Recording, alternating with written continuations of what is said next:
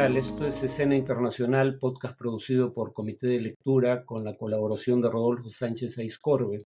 Este es un podcast que se emite 3 veces por semana. Las emisiones de los jueves, como estas, son de libre acceso, pero para acceder a las otras emisiones semanales, además de otros podcasts que produce Comité de Lectura, tienen que suscribirse a través de la página web de Comité de Lectura o el enlace en la descripción de esta emisión.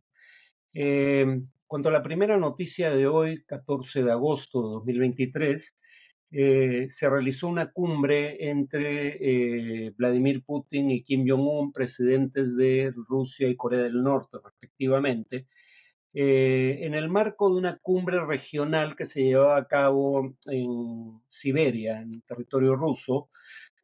Ambos estuvieron dispuestos, según lo expresado al final de su reunión, a una mayor cooperación militar y espacial. Cuando hablamos de cooperación espacial hay que tener en cuenta que en ocasiones los cohetes que Corea del Norte utiliza para colocar satélites en la órbita terrestre pueden también ser utilizados con modificaciones menores para transportar ojivas nucleares. Entonces, esto de cooperación espacial no es neutro como parece. Eh, Según fuentes occidentales, Kim se mostró dispuesto a enviar millones de unidades de proyectiles y munición de artillería a ser utilizados por Rusia en Ucrania. Estados Unidos amenazó a Ucrania con nuevas sanciones en caso de hacer esto, pero el ministro de Exteriores ruso, Lavrov, dijo que ni Rusia ni China cooperarían con la aprobación de nuevas sanciones contra Corea del Norte en el Consejo de Seguridad de la ONU. Eh, la segunda noticia de hoy es que América Latina vuelve a ser eh, la región con mayor activistas ambientales asesinados en el mundo en 2022. Según el informe de la organización no gubernamental Global Witness, al menos 177 personas que define como defensoras de la tierra y el medio ambiente fueron asesinadas el año pasado, 88% de ese total en América Latina. De los 139 asesinatos en la región, Colombia volvió a ser el país con más asesinatos en el mundo, con 60. Brasil sigue siendo segundo, con 34. Entre 2012 y 2022 fueron asesinados en el mundo 1.910 activistas ambientales, 382 de ese total mundial en Colombia, país que vio crecer su número de muertes en 2022 al punto de duplicar el total del año 2021. En México, por otro lado, se denuncia que 90% de los ataques contra activistas y periodistas resultaron impunes en 2022. Es decir, estas tendencias no han cambiado con la llegada al gobierno de fuerzas de izquierda en Colombia o en México. En cuanto a comunidades indígenas, sobre todo en la región de la Amazonía, se menciona que son las más vulnerables porque siendo solo 5% de la población mundial, eh, representan 34% de los asesinatos registrados de ambientalistas a nivel mundial, obviamente. En la tercera y última noticia de hoy, la Fiscalía en Brasil pide la primera condena para uno de los encausados en la zona golpista del 8 de enero de este año. El fiscal supremo pidió para Aécio Lúcio Costa Pereira, el primero de cuatro acusados en sentarse en el banquillo, una pena de 30 años, el máximo posible bajo la ley.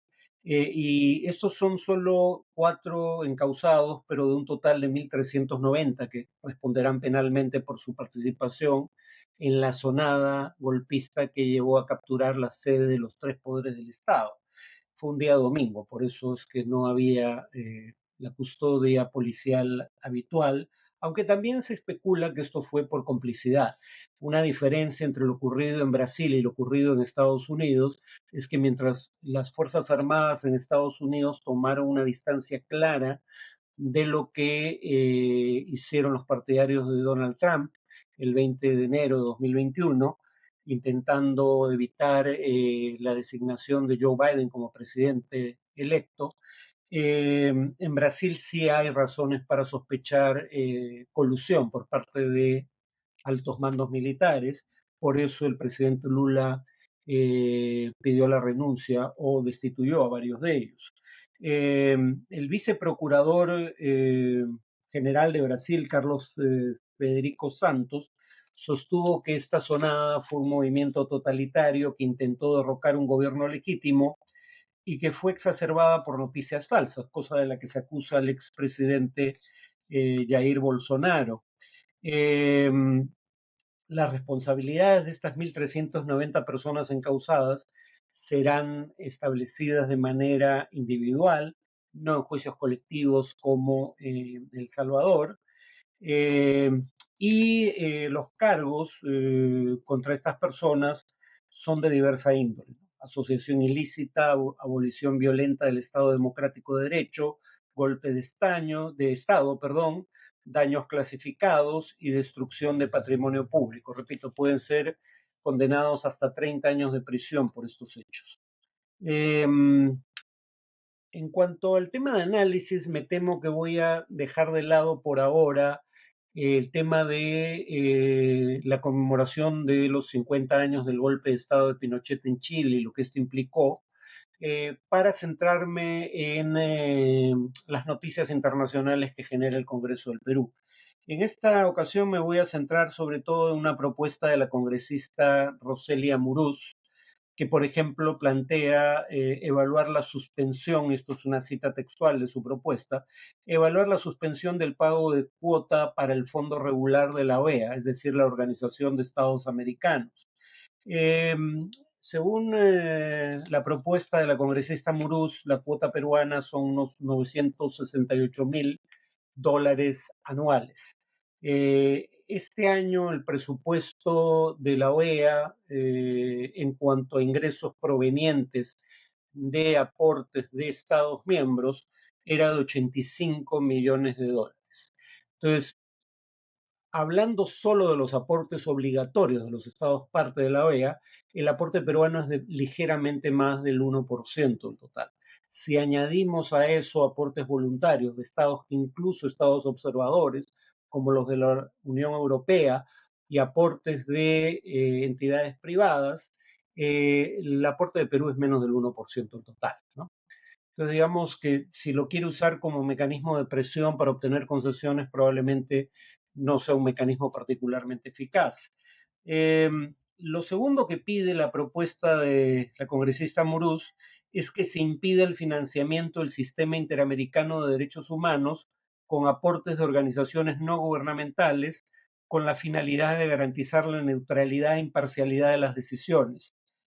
Al margen de las bondades que puede o no tener esta propuesta, alguien podría decir la OEA es un organismo intergubernamental por antonomasia, por ende, ¿por qué tendría que recibir dinero de fuentes privadas? Solo diría que también recibe aportes de empresas, pero a esas no las excluye. Eh, la propuesta de la congresista Muruz solo excluye a las organizaciones no gubernamentales y en cualquier caso los aportes de organizaciones no gubernamentales nuevamente son una parte muy pequeña del presupuesto del Sistema Interamericano de Derechos Humanos y de la OEA en general. De cualquier modo, en cuanto a la Comisión Interamericana de Derechos Humanos, esta no es elegida por quienes aportan a la institución, es elegida, cito el artículo 3 de los estatutos o del estatuto de la comisión: los miembros de la comisión serán elegidos a título personal por la Asamblea General de la organización, es decir, la OEA, de una lista de candidatos propuestos por los gobiernos de los Estados miembros. La Asamblea General la componen los Estados miembros.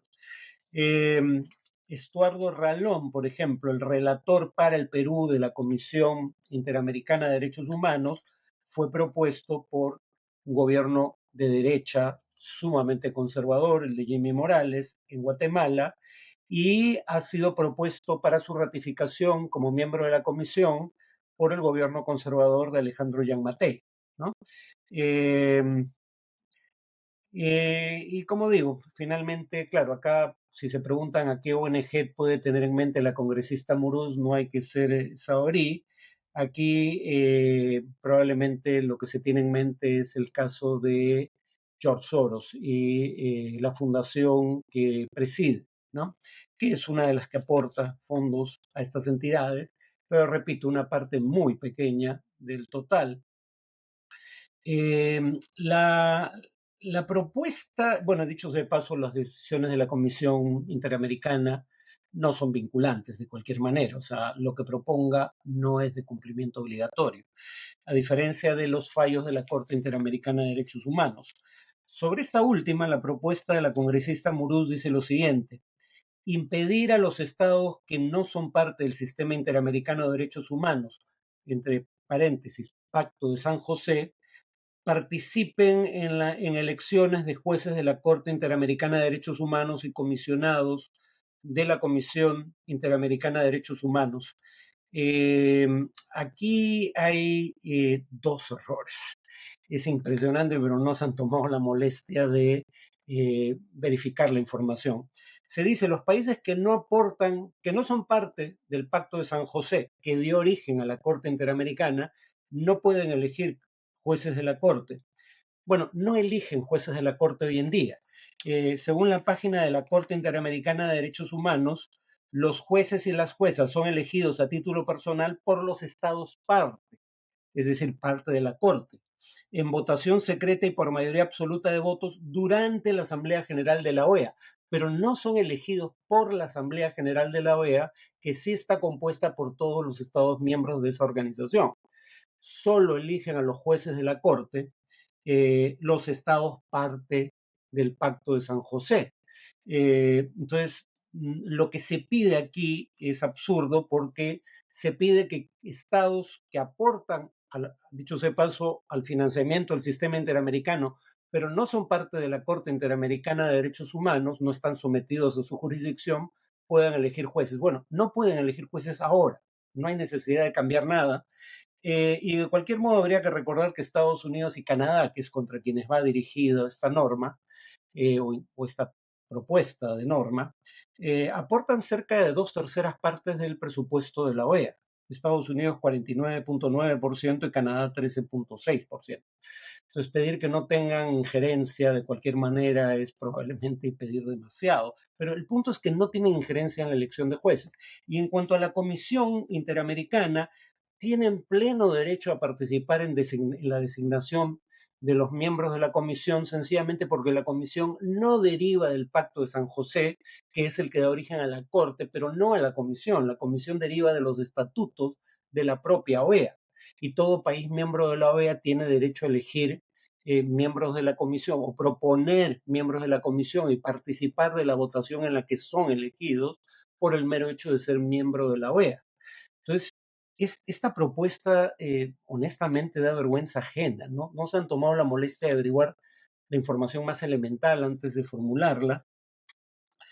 En cuanto a no aportar fondos al financiamiento de la OEA, o sea, suspender la entrega de la cuota de Perú, habría que recordar que hay una propuesta de resolución en la OEA que propone retirar el derecho de voto en el Consejo Permanente de la OEA a los países que no hayan regularizado sus pagos. Es decir, si se hiciera lo que propone la congresista Muruz, Perú perdería el derecho a voto en el Consejo Permanente de la OEA, ¿no? Eh, en otras palabras, si se quiere buscar algún tipo de influencia o capacidad de presión retirando el financiamiento, uno, es 1% del total, y dos, probablemente nos cueste el derecho a voto que tenemos hoy en día en el Consejo Permanente de la entidad. Amuruz, de Avanza País, lamentó que el sistema interamericano de derechos humanos tome decisiones en favor de cabecillas terroristas. Eh, en primer lugar, no ha hecho tal cosa, por lo menos no en este caso que es el que probablemente motive la propuesta, el de Polay Campos, porque todavía no hay una decisión. En segundo lugar, y yo sé que esto es difícil de admitir, que gente que le causó tanto daño al país, líderes terroristas convictos y confesos, eh, tengan, digamos, derecho a apelar decisiones en su contra ante entidades internacionales. El punto es que eso es lo que diferencia un Estado democrático de una organización criminal y terrorista como eran el MRTA y Sendero Luminoso, ¿no? Digo, es algo difícil de admitir que esta gente tenga derechos, pero en una democracia y un país que ha suscrito la Declaración Universal de los Derechos Humanos, hasta los más ruines entre los seres humanos tienen derecho a un juicio justo. Y además todavía no se ha decidido que se haya violado alguno de sus derechos. Y de cualquier modo esto no va a implicar que salga de prisión o algo por el estilo, ¿no? Todavía tiene condena por cumplir. Eh, en todo caso, una cosa que llama la atención es cómo los mismos congresistas que ahora dicen que el sistema interamericano de derechos humanos es cómplice de los terroristas en el Perú, por otro lado, lo invocan cuando se trata de, digamos, decisiones de la Comisión Interamericana que favorecen posiciones con las que están de acuerdo. Por ejemplo, cuando el Congreso peruano aprobó la moción a través de la cual se declaró persona non grata, cosa que en realidad solo puede hacer el Ejecutivo. Pero en fin, dejemos eso de lado por ahora.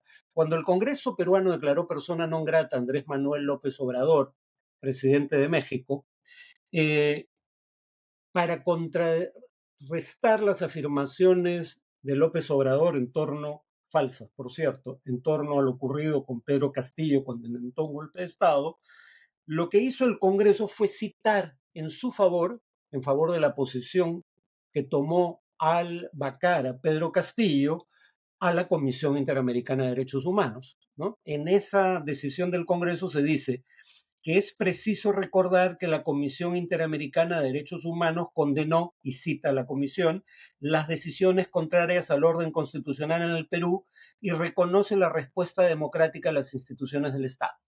Bueno, o la Comisión Interamericana defiende la democracia en el Perú o defiende a los terroristas, pero difícilmente se puede decir que hace ambas cosas. Y el Congreso peruano y el gobierno peruano han apoyado que se aplique a Venezuela las decisiones de la Comisión Interamericana de Derechos Humanos a través de el Grupo de Lima, ya extinto. Vía el Grupo de Lima, que buscaba favorecer una transición democrática en Venezuela, vía el Grupo de Lima, Perú le exigió a Venezuela permitir la visita de, digamos, inspectores de la Comisión Interamericana de Derechos Humanos y aplicar sus recomendaciones a través, por ejemplo, de la declaración del Grupo de Lima de febrero de 2019, donde se decía, toman nota los países miembros de la Resolución 1-2019 de la Comisión Interamericana de Derechos Humanos que otorgó medidas cautelares a favor de Juan Guaidó y su familia y exigen su inmediata implementación, ¿no? Y luego, también en 2019, el gobierno peruano, a través de la declaración del Grupo de Lima que suscribió, le pedía o sostiene lo siguiente: deciden apoyar la solicitud de visita in loco en Venezuela realizada por el presidente Guaidó a la Comisión Interamericana y que fuera aceptada por la propia institución, y exigen al régimen de facto el libre acceso a todos los lugares que deseen visitar, así como todas las medidas de seguridad necesarias para garantizar su vida e integridad física. O sea, en otras palabras, esto es lo que sectores conservadores del Perú, con razón, añadiría, decían de la Comisión Interamericana de Derechos Humanos cuando la Comisión Interamericana estuvo a favor de la decisión del Congreso de destituir a Pedro Castillo por dar un golpe de Estado, por suerte fallido, y cuando la Comisión Interamericana exigía respetar los derechos de Juan Guaidó, al que Perú reconocía como presidente de Venezuela. De pronto, cuando no te gustan los fallos o las... Bueno, en la Comisión Interamericana no emite fallos, no es una instancia jurisdiccional, o en todo caso no es una corte de justicia, pero la Comisión Interamericana sí emite informes o recomendaciones y cuando estas favorecen las posiciones que nuestros conservadores comparten, están de acuerdo con la Comisión, cuando no la acusan de apoyar el terrorismo. Repito, voy a seguir con este tema porque lamentablemente algunas de las cosas que se dicen en el Congreso peruano sobre estos temas, como acabamos de ver con la propuesta de la congresista Muruz, no se atienen a los hechos, no se han tomado la molestia de leer los documentos pertinentes. Eso es todo por hoy, nos vemos en el siguiente podcast.